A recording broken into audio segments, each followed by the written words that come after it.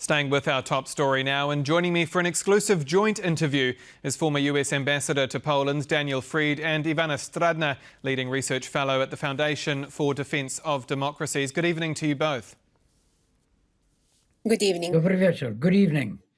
Mr. Ambassador, if I may start with you. Volodymyr Zelenskyy says Ukraine faces a choice between losing a major partner or its dignity. Is he effectively rejecting the deal as it stands? President Zelenskyy is in a tight place, but he does have options.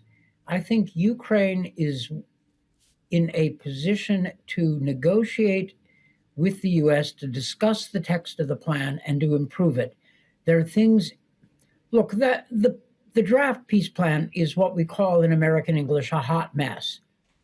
It's got inconsistencies, simply bad positions, a lot of Russian positions. But if you go through it, you can see how the Ukrainians might try to improve it, and it's probably worth their time to do so. So it's not a hopeless situation. I think President Zelenskyy has made the right call to suggest that he will work with the Americans to avoid blowing up relations with Donald Trump. I don't like that the Ukrainians are in this position. I don't like anything about how the draft U.S. plan was presented, but the Ukrainians can work with it if they act in a disciplined fashion, and I think they will have allies within the administration if they try. Ms. Stradner, the ambassador there saying President Zelenskyy is indeed keen and willing to negotiate with America and Donald Trump. Donald Trump has given him until next Thursday. If we look at this proposal, Kyiv's NATO hope's gone, Ukrainian land handed over. I mean, what is the thinking in negotiating when these red lines are on the table? I really do not understand how can you negotiate by removing bargaining chips. There is no way that we can trust that Putin is going to stop this war. He's going to use such negotiations to put Zelenskyy in a very uncomfortable situation, especially related to seizing territory, because Zelenskyy cannot say yes to that. And then Russia is going to take advantage of that and to claim, you see, it's not us, it's actually Ukraine. We are the ones that are a good partner with the United States.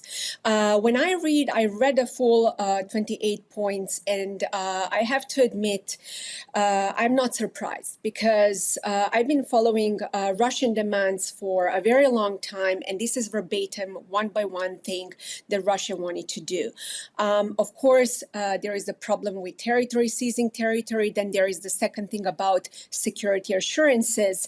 But that also, to me, seems very toothless. And Putin knows this. And Putin already challenged NATO, including here where you are sitting right now in Poland, related to, for instance, the latest drone incursions. The third point, lifting sanctions on Russia and portraying Russia as a reliable economic partner, it's another Russia's influence operations. Why? Because they know that Americans love to talk business. And this is a typical Kirill drafting point. Why? Because Putin also wants to use the next 1 year to replenish his military and to reposition and to continue. And this is precisely why I do not believe that Putin is willing to negotiate in good faith. I do believe that he makes such a plan in such a way to put Ukraine on the defensive and portray Russia as a reliable partner. Exactly, I fully agree with Ambassador that right now, Ukraine has to be rational, has to be collected, and has to know how to talk to the Trump administration. Let's talk about that repositioning. Mr. Ambassador, some have drawn parallels between America's plan and the likes of the Munich and the Yalta agreements. I mean, is this the same situation? The US giving, in this case, Russia control of eastern Ukraine, but in effect, casting the Kremlin's sphere of influence, I guess, across western Ukraine, across Europe at large. I'm also thinking about Poland here. We're sitting here just days after that railway sabotage attack. You make some very good points. There is the whole American exercise of preparing this plan in such a sloppy and undisciplined way is a problem. And of course, for Poles or Czechs or Romanians, Lithuanians, this will look either like Munich or Yalta. I understand that perfectly. The question is what Ukraine should do in this current situation. I think they would be best advised to engage with the United States to try to improve this hot mess of a plan, and I think it can be improved. I think that it will not help Ukraine simply to reject it. I also think that there are many in the United States, in the Trump administration, who would be able and willing to work with Ukraine in good faith. Now, this is not, I don't come to this conclusion happily. I don't like what the Trump administration has done. I think it's a terrible mistake. But it doesn't matter what I think. The fact is, here we are. Ukraine has a choice whether to reject the plan entirely or to work with the United States to improve it. And if you look at the language of the plan, there are many ways in which it can be improved. And rather than think about Yalta or Munich, I'm thinking of the US-Ukrainian minerals deal that started out in terrible shape as something quite exploitative of Ukraine's economy, but ended up at a perfectly reasonable US-Ukrainian project for development.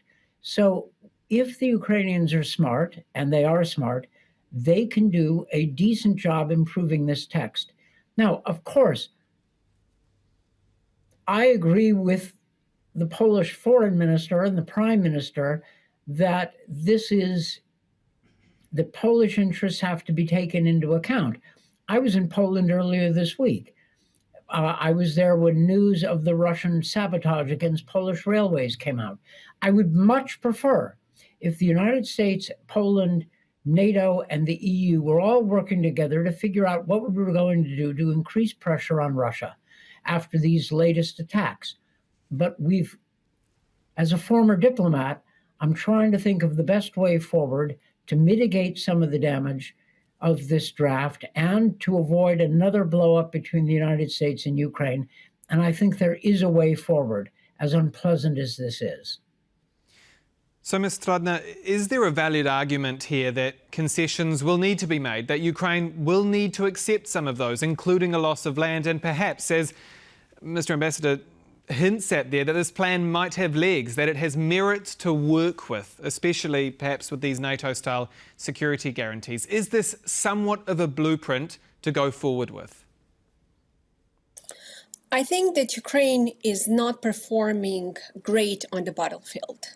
And we also have to take that into account what's happening right now and to put in the context what Ukraine is willing and not willing to give up. When it comes to the territory, to cede territory, that's going to be really, really hard for President Zelenskyy to accept. And Kyiv was very blunt about that in the past.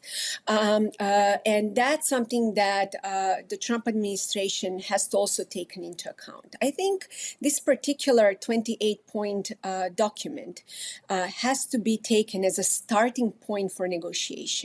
One of the best way really to negotiate with Russia, as they're asking maximalist demands, is to ask maximalist demands also from them and then take it from there.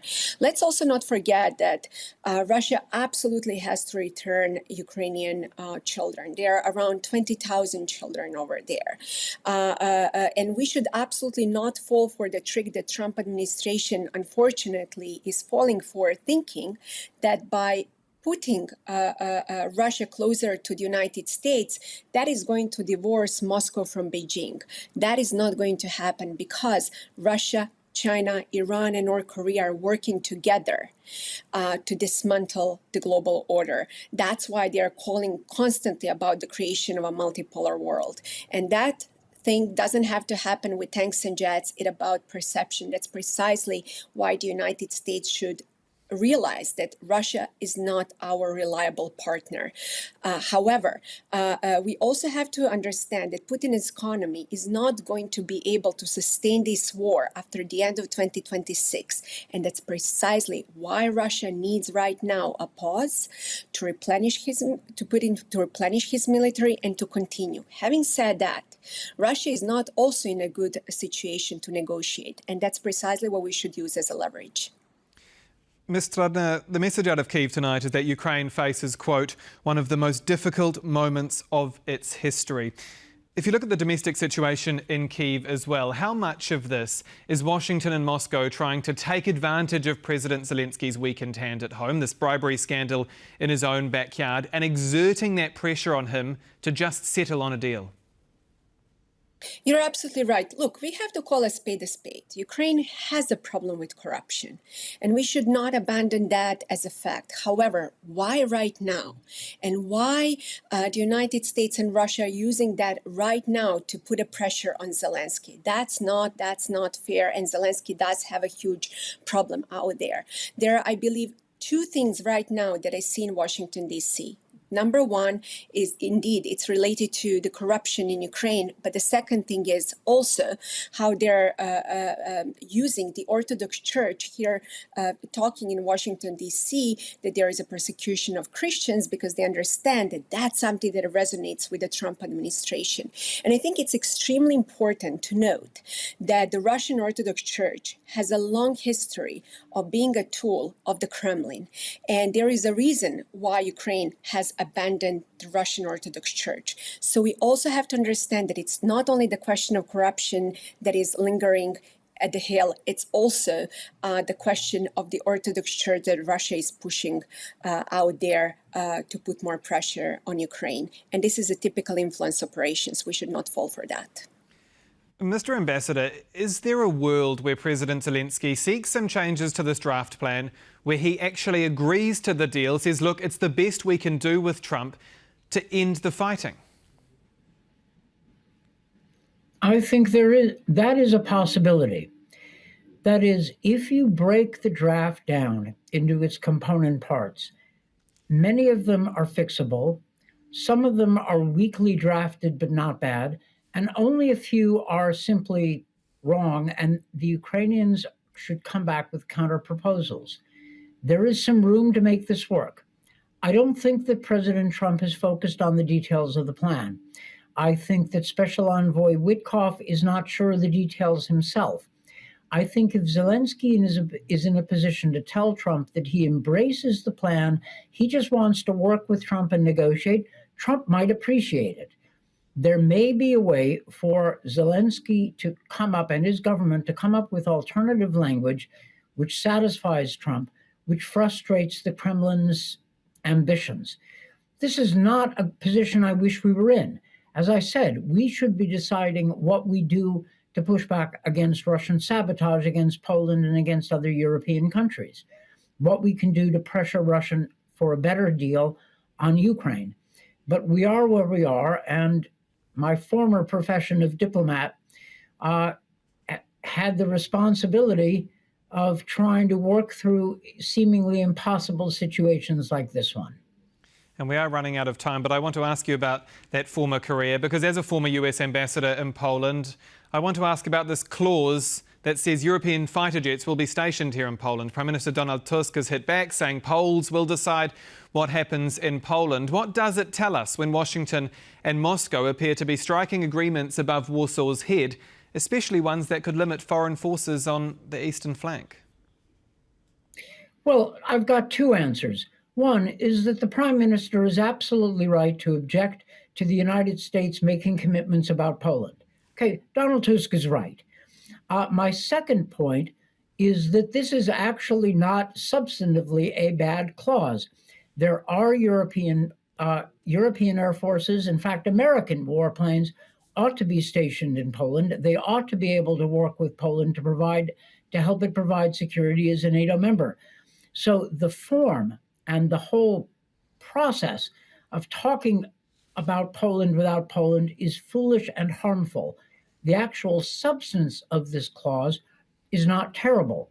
It actually works in the interests of Ukraine and in the interests of Poland.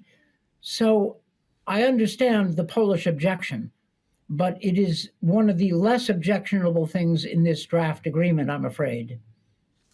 Now, lastly, I want to ask you both the same question, and your answers will need to be brief. I apologise. But point 26, right down the bottom of this plan, notes that, quote, all parties involved in this conflict will receive full amnesty for their actions during the war and agree not to make any claims or consider any complaints in the future. Is Washington asking Ukraine to wipe the last 4 years of history and, above all, to forget about what the United Nations has called crimes against humanity? Ms. Stradner, we can start with you. I think it's very important to know that Ukraine should absolutely not abandon to what has happened for the past 4 years. As a matter of fact, it's something that we should absolutely remind ourselves of the Russian aggression. Make no mistake, the United Nations cannot stop wars, and we should not be naive about that. But definitely, we should not also seize the opportunity to remind the world of Russian illegal activities in Ukraine. And now, Mr. Ambassador, is this deal a cleansing of history? Is this deal a what of history? A cleansing of history as it stands. I think this deal is a mess as it currently stands. It is something that can be worked with because it has some elements that could be shaped, and because I think the U.S. administration is not at all committed to this deal in its details. So I think there is a place for Ukraine to push back and make this work and avoid a blow-up with the U.S. I wish we weren't here. I wish my own government was in a better position on Ukraine, but this is something that can be worked, however regrettable it is. Former US Ambassador to Poland, Daniel Fried, and Ivana Stradner, Research Fellow at the Foundation for Defense of Democracies. Thank you both so much for your time. Thank you. And that's all for World News tonight. Do stay with us here on TVP World for the very latest. I'm Aaron Darman. Good night.